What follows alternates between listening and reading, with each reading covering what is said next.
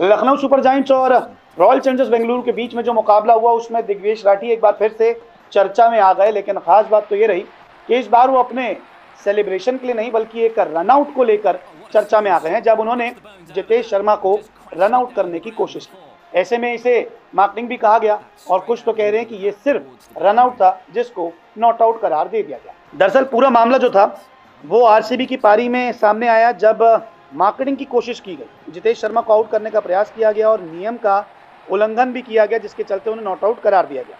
दरअसल मामला 17वें ओवर की पारी में सामने आया। अंपायर ने राठी से अपील के लिए पूछा और राठी ने बोला कि वो आउट की अपील कर रहे हैं। ऐसे में मैदानी अंपायर ने फैसला थर्ड अंपायर को भेजा और थर्ड अंपायर ने नियम के उल्लंघन के चलते उन्हें नॉट आउट करार दे दिया। दरअसल हुआ क्या कि पहले नो बॉल का ड्रामा हुआ, चौके छक्के लगे। ऐसे में दिग्वेश राठी जो थे मार्किंग करते हुए नजर आए, यानी कि बॉल कराने से पहले जितेश शर्मा को आउट करने का प्रयास कर रहे थे, यानी कि जितेश शर्मा क्रीज से बाहर थे। अंपायर ने फिर उनसे पूछा कि क्या आप अपील कर रहे हैं, तो उन्होंने कहा कि हाँ मैं अपील कर रहा हूँ, आप आउट दीजिए। लेकिन दूसरी तरफ ऋषभ पंत अपनी अपील को विड्रॉ करते हुए नजर आए। अंपायर को लगा कि शायद ये कहीं ना कहीं आउट हो सकता है। ऐसे में थर्ड अंपायर को रेफर किया गया। थर्ड अंपायर ने सब कुछ देखा कि दिग्वेश राठी का हाथ कहाँ था, पैर कहाँ था, क्या वो पॉपिंग क्रीज से आगे चले गए, तो उसके बाद सारी चीजें देखकर अंपायर ने उन्हें नॉट आउट करार दे दिया। लेकिन अब नियम क्या कहता है वो मैं आपको समझाता हूँ। मार्किंग के दौरान पॉपिंग क्रीज पार करना ये नियम का उल्लंघन होता है, यानी कि आप अगर क्रीज से आगे चले जाते हैं, पॉपिंग क्रीज से आगे चले जाते हैं, तो फिर वो नॉट आउट करार दिया जाता है। राठी ने यही गलती की कि वो पॉपिंग क्रीज के आगे चले गए, बिना गेंद फेंके उनका एक्शन भी पूरा हो गया था।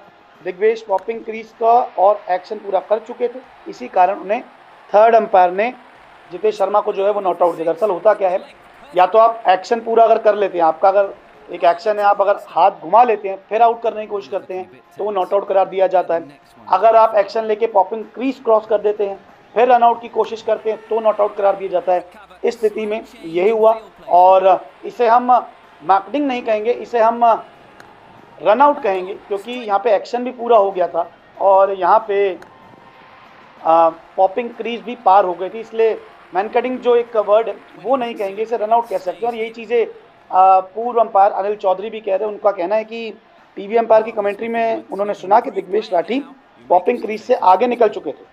होता यह है कि बॉलिंग साइड में वो आगे नहीं थे, जो बॉलिंग स्ट्राइड होती है उनकी। इसके अलावा उनका हाथ ऊपर नहीं था।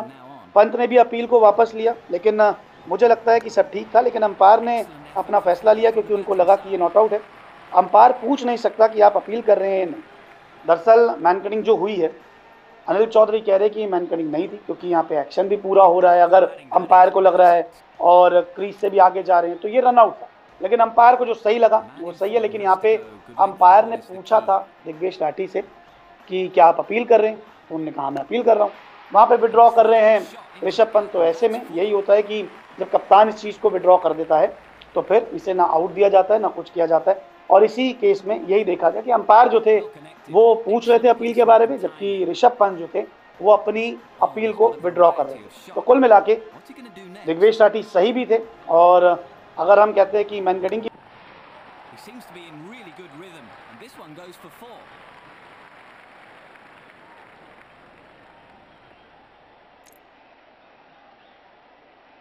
Well, he's got a visa to go there. The crowd is going crazy.